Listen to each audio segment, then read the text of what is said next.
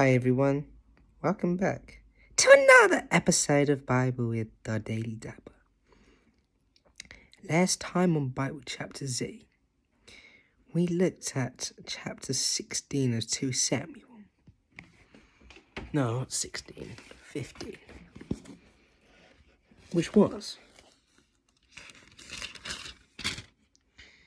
Absalom's conspiracy. But today, guys, we'll be looking at chapter 16 2 Samuel.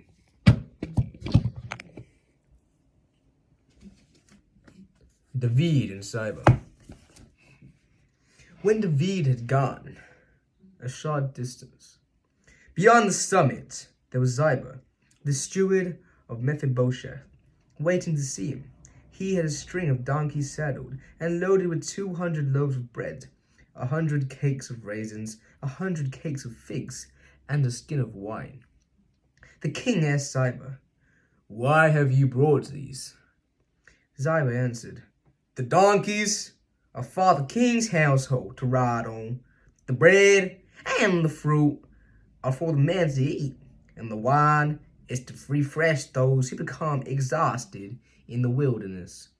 The king then asked, "Where is your master's grandson?" Ziba said to him, "He is staying in Jerusalem because he thinks, 'Today the Israelites will restore to me my grandfather's kingdom.'"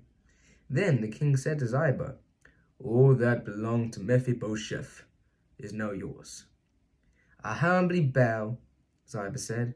"May I find favor in your eyes, my lord the king."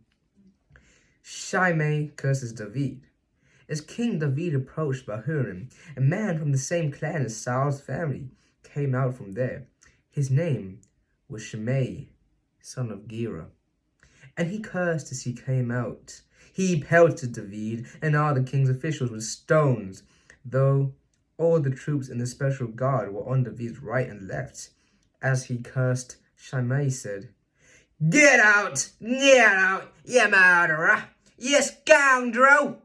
The Lord has repaid you for all the blood you shed in the household of Saul, in whose place you have reigned. The Lord has given the kingdom into the hands of your son, Absalom. You have come to ruin because you are a murderer." Then Abishai, son of Zeruiah, said to the king, "Why should this dead dog curse my lord the king? Let me get over and cut his head." But the king said, "What does this have to do with you, you sons of Zeruiah? If he is cursing because the Lord said to him, 'Curse David,' who can ask, 'Why do you do this?'" David then said to Abishai, all his officials, "My son, my own flesh and blood is trying to kill me. How much more, then, this Benjaminite? Leave him alone. Let him curse, for the Lord has told him to. It may be the Lord will look upon my misery and restore to me this covenant blessing instead of this curse today." So David and his men continued along the road, while Shimei was going alongside the hillside opposite him, cursing as he went and throwing stones at him and showering him with dirt. The king and all the people with him arrived at the destination exhausted, and there he refreshed himself. The advice of Hushai and Ahithophel. Meanwhile, Absalom and all the men of Israel came to Jerusalem, and Ahithophel was with him.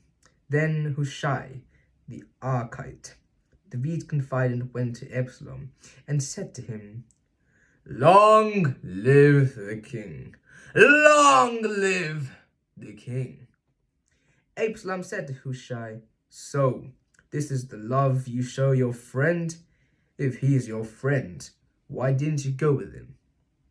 Hushai said to Absalom, "No, the one chosen by the Lord, by these people, and by all the men of Israel, I will be, and I will remain with him. Furthermore, whom shall I serve? Shall I not serve the son? Just as I served your father, so I will serve you." Absalom said to Ahithophel, "Give us your advice. What should we do?" Ahithophel answered, sleep with your father's concubines, whom he left to take care of the place. Not the place, the palace. Then all Israel will hear that you have made yourself obnoxious to your father, and the hands of everyone with you will be more resolute. So they pitched a tent for Absalom on the roof, and he slept with his father's concubines in the sight of all Israel. Now in those days the advice Ahithophel gave was like that of one who enquires of God.